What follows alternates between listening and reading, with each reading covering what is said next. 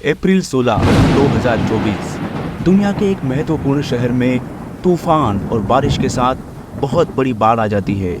सारी बिल्डिंगें, घर, रास्ते, गाड़ियां, सब कुछ पानी में तहस नहस हो जाता है। कुछ ये तस्वीरें देखिए और बताइए ये कौन सा शहर हो सकता है, ये कौन सा देश हो सकता है। क्या ये इंडिया है या पाकिस्तान या बांग्लादेश या फिर श्रीलंका? जी नहीं दोस्तों, ये इनमें से कोई भी देश नहीं है, ना ही इन देशों का कोई शहर है। ये है यूनाइटेड अरब एमिरेट्स और ये शहर है दुबई। जहाँ के रेगिस्तान में पानी की कुछ बूंदे बरसना मुश्किल होता है, वहाँ पे बारिश की ये सिलसिला आया है। लेकिन आखिर ये हुआ कैसे? इतनी बारिश, इतनी बाढ़ किस वजह से आई होगी? क्या ये मानव निर्मित है? क्या ये क्लाउड सीडिंग की वजह से हुआ है या फिर ये भी क्लाइमेट चेंज का एक नतीजा है?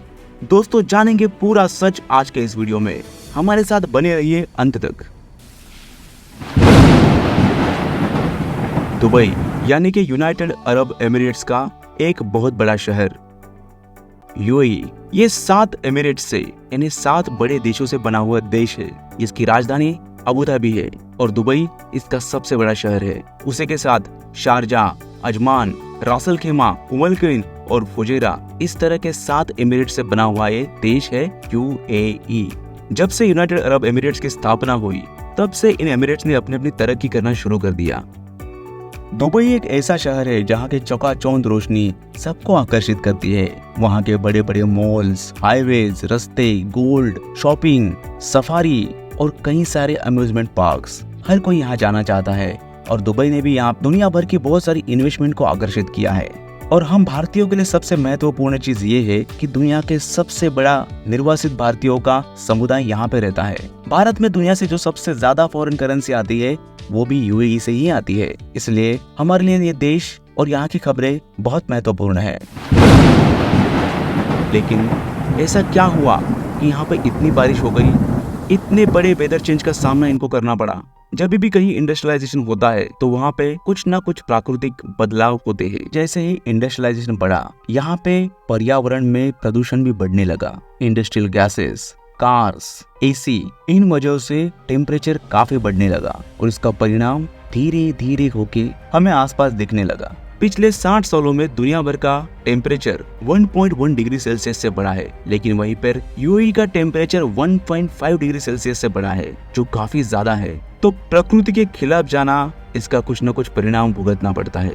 कुछ लोग बता रहे हैं कि ये क्लाउड सीडिंग का नतीजा है, लेकिन क्लाउड सीडिंग आखिर है क्या? ये वास्तव में काम कैसे करता है? क्लाउड सीडिंग एक ऐसी तकनीक है जिसका उपयोग करके वर्षा को यानी बारिश को बेहतर बनाया जाता है, उसकी एफिशिएंसी बढ़ाई जाती है।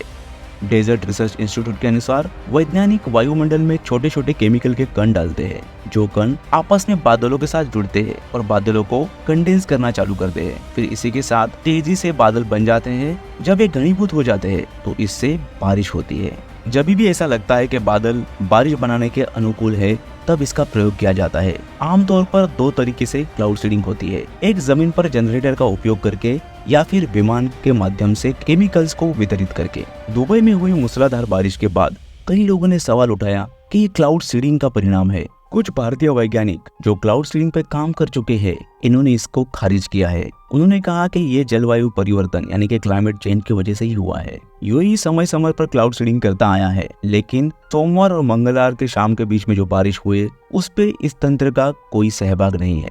24 घंटे में 255 मिलीमीटर बारिश हुई है, जिससे दुबई में बाढ़ आ गई। हालांकि पड़ोसी देश कतार, ओमान, बहरीन, सऊदी अरब में भी भारी बारिश हुई, लेकिन दुबई में इसका सबसे ज्यादा असर हुआ। आईआईटी कानपुर के प्रोफेसर सच्चिदानंद त्रिपाठी ने कहा कि क्लाउड सीडिंग और दुबई के बाढ़ के बीच में कोई संबंध नहीं है। सीडिंग का प्रयास तूफान के विकास के शुरुआती चरण में किया जाता है। इस मामले में जब ये तूफान खाड़ी से आगे बढ़ा तो ये पहले से ही तीव्र तूफान था। ऐसे सिस्टम में सीड करना बेहद असंभव होता है और असुरक्षित भी होता है। त्रिपाठी ने कहा कि सीडिंग से अधिकतम 25% तक बारिश बढ़ सकती है। सीडिंग से इतना बारिश होना मुश्किल ही नहीं, नामुमकिन है। क्लाइमेट चेंज और अर्थ साइंस के पूर्व सचिव माधव राजीवन ने भी कहा कि क्लाउड सीडिंग से इतनी बारिश होना असंभव है। संभावित कारणों के बारे में पूछे जाने पर उन्होंने कहा, एक क्लाइमेट चेंज का बिल्कुल स्पष्ट संकेत देती है। ये एक बहुत बड़ा तूफान था जो खाड़ी क्षेत्र में घूम रहा था। ग्लोबल वार्मिंग के साथ अब यह प्रवृत्ति बन गई है कि अगर बारिश होती है तो बहुत सारी बारिश होती है। हमें दुनिया के किसी भी हिस्से में और किसी भी समय इस तरह की घटनाओं को एक्सपेक्ट करना चाहिए।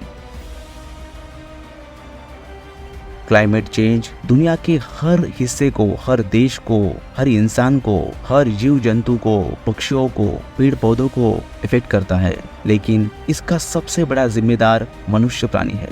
और हाल ही में आपने सुना होगा कि मुंबई और उसके आसपास के इलाकों में एक बहुत बड़ी हीट वेव आ चुकी है। दुनिया भर में ऐसी खबरें आती है, कहीं पे आइसबर्ग गिरते हैं, कहीं पे तूफान बारिश होती है, कहीं पे हीट वेव आ जाती है। बहुत से लोग अभी भी क्लाइमेट चेंज को एक्सेप्ट नहीं करते। हम पृथ्वी पर रहते हैं, हमें इस वास्तविकता का सामना करना पड़ेगा। सबसे पहले इस सत्य को स्वीकारना पड़ेगा। हमें इस ग्रह यानी पृथ्वी के लिए हमारा समर्पण देना बहुत आवश्यक है। क्लाइमेट चेंज एक सत्य है। हमारे आज के निर्णय, हमारे डिसीजंस, सब कुछ इस पर निर्भर होता है। Energy saving, green solutions, reducing wastage, इन सब का हमें समर्थन करना है। चलिए साथ में मिलकर काम करें और हमारे आने वाली पीढ़ियों को एक अच्छा घर और सुरक्षित वातावरण दें। आपको आज का वीडियो कैसा लगा हमें ज़रूर बताइए और ऐसे ही इंफॉर्मेटिव वीडियोस के लिए हमारे चैनल को सब्सक्राइब करें, लाइक करें। जल्द ही मिलेंगे एक नए वीडियो के साथ। तब तक के लिए धन्यवाद। जय हिंद साथियों।